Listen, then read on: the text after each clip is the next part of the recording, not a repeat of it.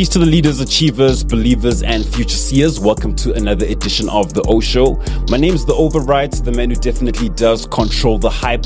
And today we're speaking about the ANC calling on other G20 nations to defend South Africa's right to attend the 2026 summit after Donald Trump, which is the president of the US, had threatened to block us from the Miami meeting. So basically, Cyril wants to go to Miami and he's asking his homies to back him up. So this is basically what happened. So last month, we as South Africa had hosted the first ever G20 Summit to be held on African soil. But now the problem was that the US did not attend. Not the president, no official, no delegate. In fact, they boycotted the whole thing.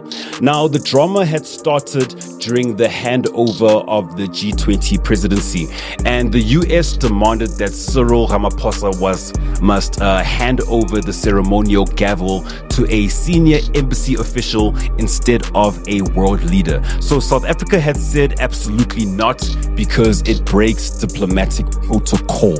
Now, Trump jumped onto Truth Social and basically said that South Africa will not be invited to the 2026 summit.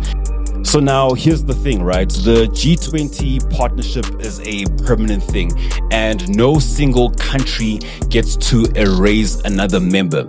And this was also said by an ANC NEC member. She goes by the name of Thandi Moroka, who basically had said that we are a group of 20, not 19. Now here's the thing.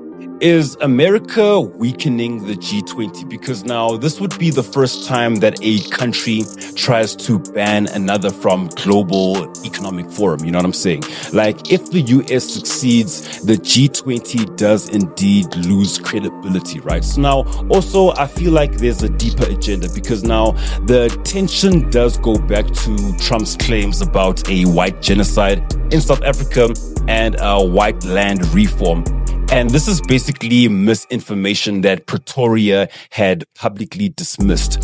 And this is also a test of South Africa's global respect, because now if South Africa had chaired a historic summit like this year, right, instead of support, we are like literally facing like punishment. So like wakwan, you know what I mean? So now in terms of solutions, because now I like looking at stories and try to think about like, what can we actually do to solve this matter? What we need to do as a country, as the ANC is actually doing, shout out to them, is we need to actually secure support from the rest of the G20. So now if Europe, Asia, and emerging powers back South Africa, the US can't really isolate us like that. And now also we need to use Africa's collective power, because now you can't have a global economic forum without a continent's voice. And since South Africa is the only country on the forum that represents Africa, right?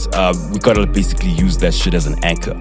And then also, we just also got to keep ourselves cool, calm, collected as South Africa in terms of our, diplomatic pressure and all that. Because now we should not have any shouting matches. We should have no chaos, just protocol, international law, and unity. Because now, here's the truth. If the US does actually block South Africa, if it does succeed in doing so, it does weaken the G20 concept more than it weakens us. Unless they actually get another strong power in Africa to speak for Africa, then you know what I'm saying? So now this whole debacle, right, is bigger than politics, man. It's about dignity, it's about sovereignty, and our seat at a global table. Should we fight to stay in the G20, or should we actually build something new? Because now that in itself can also change the game.